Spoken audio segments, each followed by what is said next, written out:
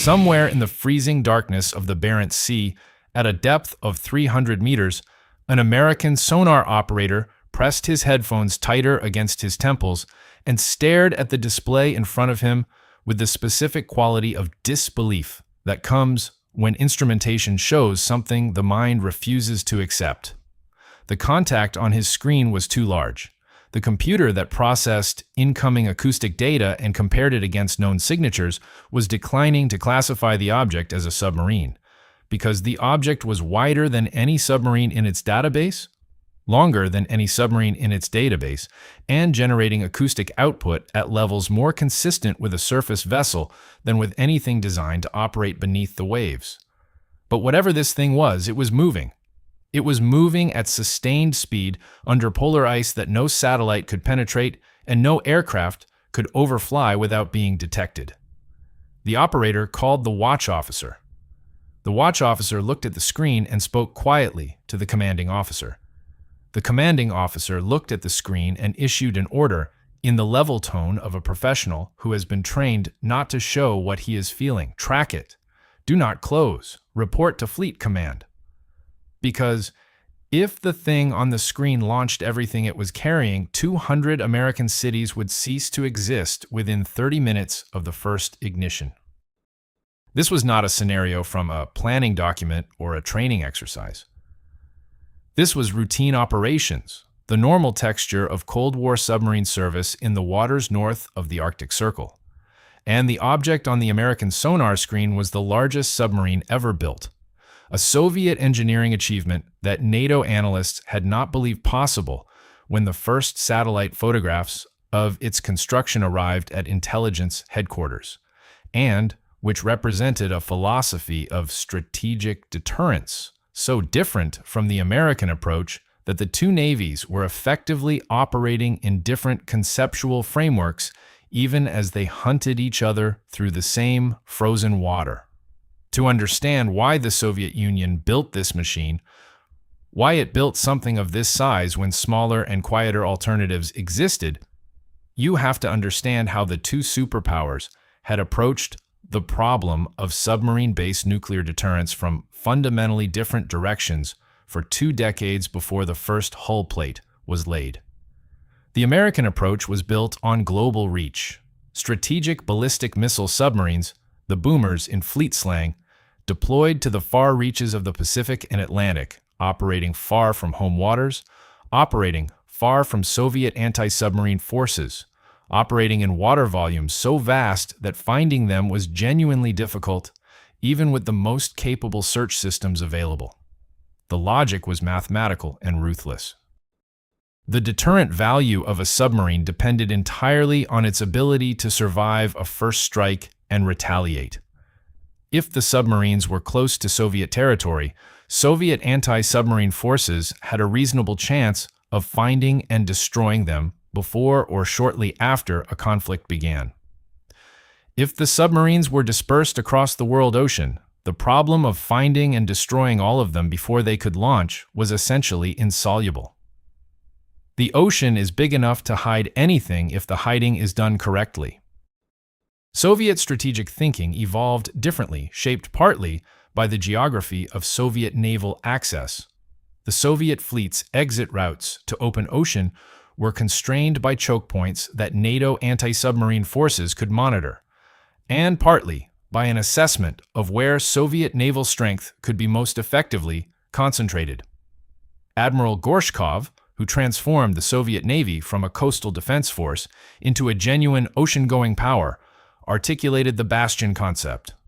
Rather than dispersing submarines across the world ocean, where they would be isolated and potentially vulnerable to superior American anti-submarine capability, Soviet strategic submarines would operate in defended zones close to Soviet territory, protected by layers of surface ships, aircraft, and attack submarines that would make penetration of those zones by American hunters extremely costly. The Barents Sea and the Sea of Okhotsk were the primary bastions, Arctic waters where Soviet geographic advantage was greatest and where the natural barriers of ice and distance complicated American operations. This approach had logic. it also had implications for submarine design.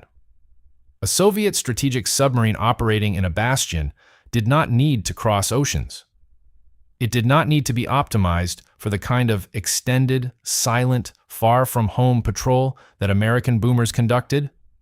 It needed to be survivable within its operating zone, capable of launching its weapons from positions close to Soviet home waters, and ideally able to operate under the ice cap where satellite detection was impossible, and surface anti-submarine forces faced extreme operational challenges. The emphasis shifted from quietness and endurance to survivability and offensive capability. The earlier generations of Soviet ballistic missile submarines had struggled toward this capability through successive improvements that never quite reached the standard the Navy needed. The first nuclear-armed Soviet submarines had carried missiles requiring surface launch. The crew was expected to bring the boat to periscope depth or higher, stabilize in the target position, and fire. In wartime, this meant exposure. The crews understood that a surface launch in a real conflict was likely to be the last thing they did. The next generation introduced submerged launch capability and significantly increased missile load, representing a genuine strategic capability for the first time. But the acoustic signatures of these boats were substantially louder than their American counterparts, and the NATO underwater surveillance networks that monitored Soviet submarine movements could track them from departure to patrol area with a consistency that made the deterrent value of each boat less reliable than the numbers suggested. The third generation achieved intercontinental range. Missiles that could reach American territory from positions in Soviet home waters without the submarine having to move anywhere near hostile coastlines. This was operationally transformative. A submarine that could threaten American cities from the Barents Sea required NATO to solve a much harder tactical problem than one that had to approach within range of American anti-submarine forces. The deterrent equation shifted meaningfully. But the acoustic problem remained, and the combination of remaining noise levels and the sophistication of the surveillance networks that NATO had constructed meant that the Soviet strategic submarine forces' effectiveness was compromised by detectability in ways that the numbers and capabilities of the boats alone did not capture. By the mid-1970s, the strategic balance was shifting in ways that alarmed Soviet military planners. American submarine technology was advancing rapidly. New hulls were quieter. New weapons had greater range and accuracy. New sensor systems were improving the ability to locate and track Soviet submarines even at greater distances. The Soviet Strategic Submarine Force, which had been laboriously built up over 2 decades, was at risk of being tactically negated by the combination of American anti-submarine capability and the acoustic vulnerability of Soviet boats. Something had to change. The response that the Rubin Central Design Bureau in Leningrad was tasked with developing was not an incremental improvement on existing designs. The requirement was for something that would change the terms of the competition. That would be so survivable, so capable, and so formidable that even a sophisticated adversary with excellent anti-submarine forces would face an unacceptable cost in attempting to neutralize it. The lead designer who oversaw the resulting project took an approach that broke with virtually every convention of submarine design. Instead of a single pressure hull, the sealed, pressure-resistant cylinder that forms the core of all submarine designs, the new vessel would contain 2 full-sized pressure hulls, mounted parallel to each other within a large outer casing. 2 complete submarines, effectively, enclosed within a single hydrodynamic envelope. The space between the twin pressure hulls, which created a distinctive raised structure visible in the submarine's profile when surfaced, would house the missile systems. This arrangement was not chosen for elegance.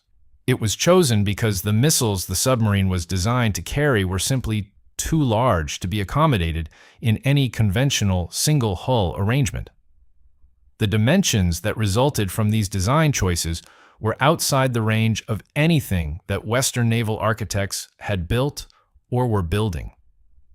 When CIA satellite surveillance obtained photographs of the construction facility in Severodvinsk in the late 1970s, the analysts who reviewed the images initially assumed that what they were seeing was a surface vessel, a large cruiser, or perhaps a new class of aircraft carrier under construction. The hull dimensions visible in the photographs did not correspond to any submarine design in their reference files. When subsequent analysis confirmed that the object was indeed intended for submerged operation, the intelligence assessment changed dramatically and rapidly. NATO planners who had been monitoring Soviet submarine development were confronted with a new category of problem. The completed vessel was 172 meters long, longer than 2 standard soccer pitches placed end to end. The beam was 23 meters, comparable to an 8-lane highway. The submerged displacement approached 50,000 tons, more than twice the displacement of the largest American strategic submarine of the period.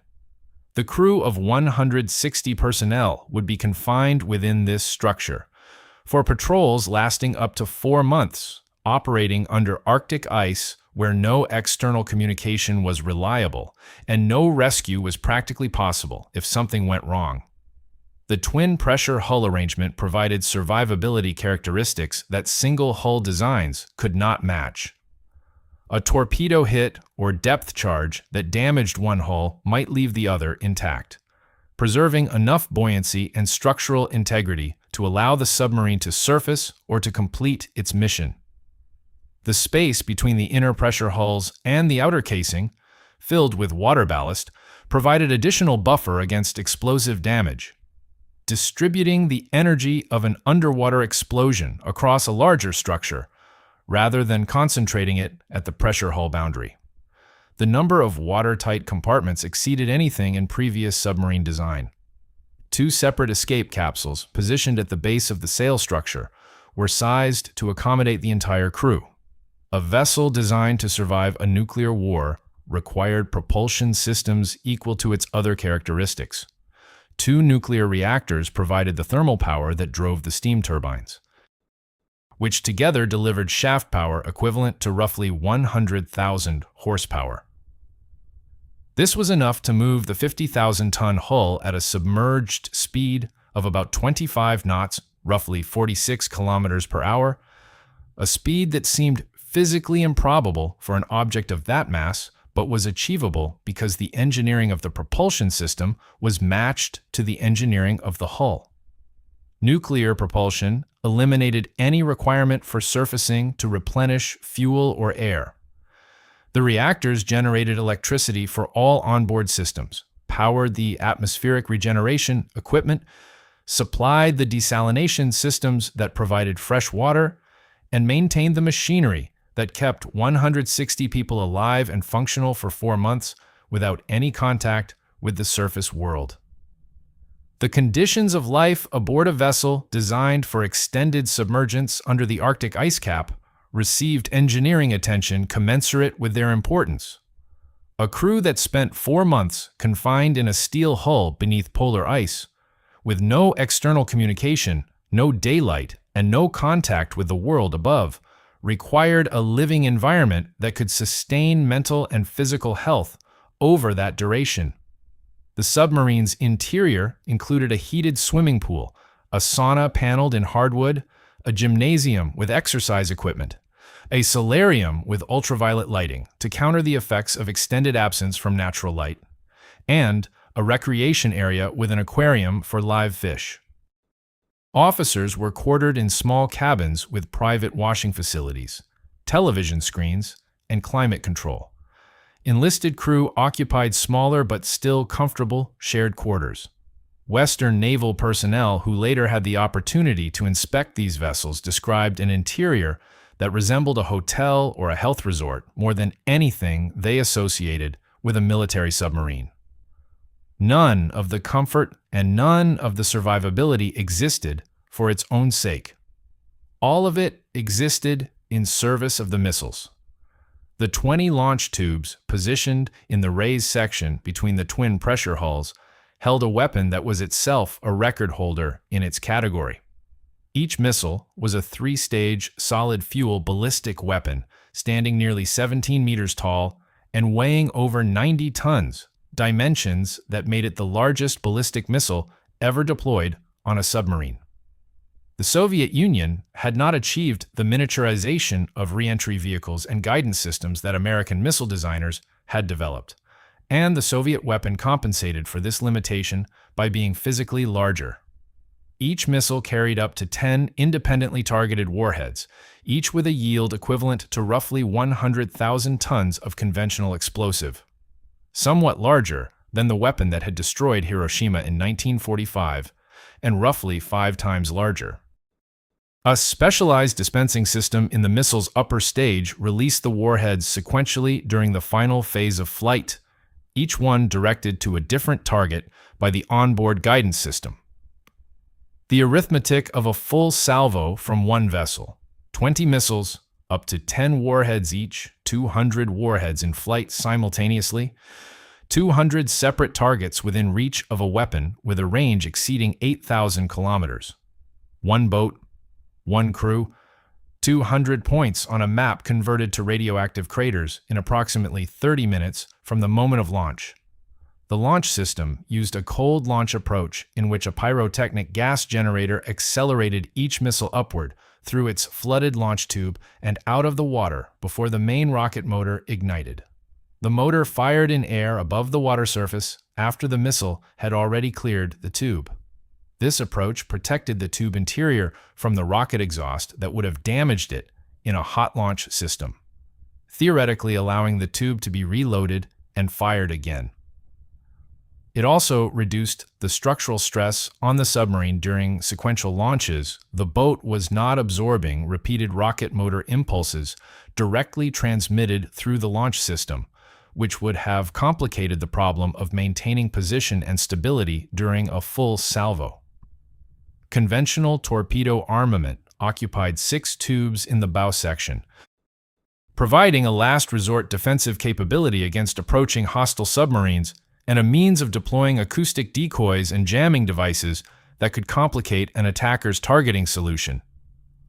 For a vessel whose primary mission was the deterrence function, to exist as an indestructible threat, to be known to exist, to force any adversary calculating a first strike scenario to include the cost of failing to destroy it, the conventional weapons were a secondary consideration. But they were present because the tactical reality of submarine warfare included scenarios where the strategic platform needed to defend itself. The operating environment chosen for these submarines was specifically selected for the natural protection it provided. The Arctic waters of the Barents Sea and the passages under the polar ice cap offered characteristics that no other oceanic environment matched.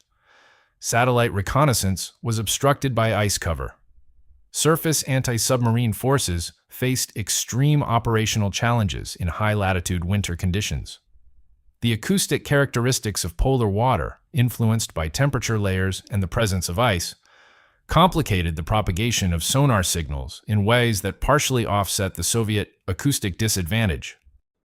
The submarines could position themselves under multi-year ice packs several meters thick, which also meant that emergency surfacing, if required for a launch, involved breaking through that ice, a capability that the reinforced sail structure and the heavily built launch tube covers were specifically engineered to provide. The defensive layers around the bastions were intended to make penetration costly enough to deter the attempt. Soviet surface combatants patrolled the approaches. Attack submarines of the Northern Fleet maintained constant presence in the barrier zones. Long-range maritime patrol aircraft covered the areas where ice cover was absent.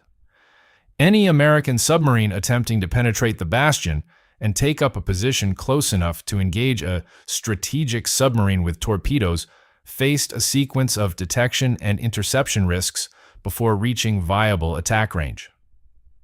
The Americans tried anyway.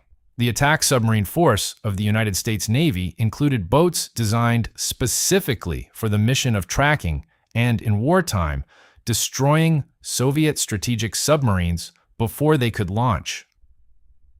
The Los Angeles class and later the more advanced Seawolf boats were the quietest and most capable anti-submarine platforms the United States had built, and they operated in Soviet patrol zones regularly, despite the defensive layering and despite the geographic advantages the Soviet bastions provided. Former American submarine officers have described these missions as among the most demanding and dangerous of the Cold War period. Operating alone without surface support in contested waters where a Soviet submarine or anti-submarine aircraft might detect them at any moment. American crews tracked the large Soviet strategic boats through the darkness and cold of Arctic depths. The paradox at the heart of the Soviet design philosophy was visible in those encounters. The submarine that had been built to be indestructible was easy to find. The twin reactors, the twin turbine plants, the dozens of auxiliary machinery systems required to support 160 crew members for 4 months. All of it generated acoustic output at levels that made the vessel audible at ranges that American passive sonar systems could exploit effectively. The elaborate rubber anechoic coating applied to the outer hull reduced the reflection of active sonar pings, making the submarine harder to locate by active search. But the passive acoustic signature, the noise generated by the submarine's own machinery and transmitted through the water, was a different problem that the coating did not address. An experienced sonar operator with good equipment and the right oceanographic conditions could detect the vessel at substantial range. The Soviet designers had understood this. The trade-off was explicit. The submarine was loud because it was large, and it was large because the missiles it carried were large, and the missiles were large because Soviet miniaturization technology had not reached the level of American technology. Rather than accepting acoustic vulnerability as a fatal weakness, the designers had attempted to compensate through survivability and through the structural arrangements that made the submarine difficult to destroy even after it had been found. A single torpedo hit that would have destroyed a conventional submarine might not destroy this one. The crew and the weapons might survive long enough to complete the mission. The deterrent function depended on uncertainty, on the possibility that the submarine would survive and retaliate, and a submarine that was hard to kill introduced uncertainty into any adversary's calculus, even if it was easy to find. Whether this trade-off was strategically valid was a question that strategists on both sides debated throughout the Cold War without reaching consensus. The debate became moot in December 1991, when the Soviet Union ceased to exist and the entire framework that had produced and sustained these submarines dissolved. The impact on the Soviet strategic submarine force was immediate and comprehensive. Defense budgets collapsed. Salaries went unpaid for months. Fuel for support vessels was not available. The supply chains for specialized equipment were severed by the political and economic reorganization of what had been a unified industrial state into 15 separate sovereign entities. The missile production facilities that had manufactured the submarine's weapons were located in what was now a different country, Ukraine, and the political and economic conditions of the transition period made resumption of supply effectively impossible. The submarines that had been symbols of Soviet industrial power in the 1980s became expensive, operationally inert problems for the Russian Navy of the early 1990s. 6 boats of the class had been completed.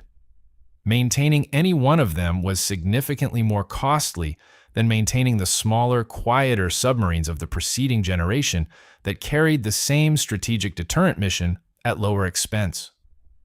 The specialized weapons could not be replaced as they aged out of service.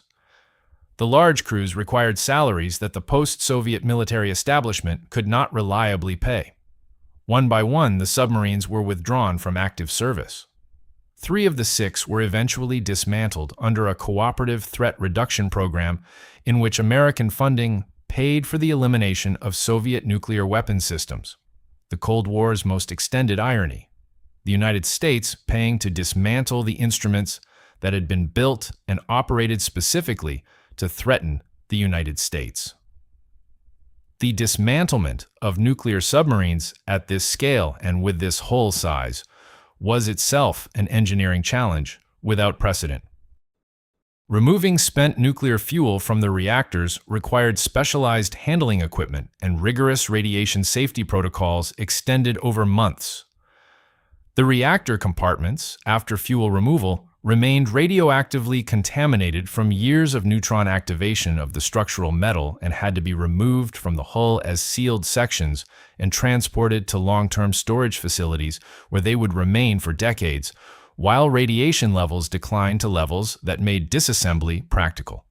Only after reactor removal could the main hull sections be cut apart and processed as scrap steel. One boat escaped this fate, at least initially. The lead vessel of the class, which had been laid down in 1976 and launched in 1980, was selected for a second career as a test platform for a new weapons system. Russia was developing a new, solid-fuel ballistic missile intended for the next generation of strategic submarines. A smaller, more modern weapon designed to match American technical advances in miniaturization. The new submarines that would eventually carry this missile were not yet ready, but the missile needed to be tested from a real submarine launch system. The only available platform was the surviving boat from the old class. The conversion was substantial.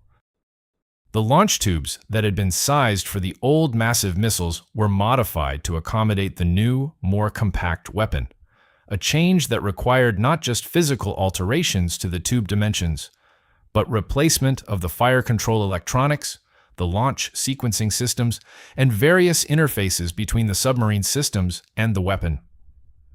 The differences between the old and new missile in terms of mass, center of gravity, propulsion characteristics, and guidance architecture were significant enough that the modification was essentially an installation of a new weapons system rather than a simple refit. Throughout the 2000s, this single surviving vessel served as the primary test platform for the new missile's development program. The test record was mixed. Some launches succeeded cleanly. Others terminated in flight anomalies or outright failures that required investigation and redesign. Each failed test became public knowledge, and each became a source of concern about whether the new weapon would reach the reliability required for operational service. The submarine went to sea repeatedly to support a missile program that was critical to Russia's long-term strategic deterrent capability.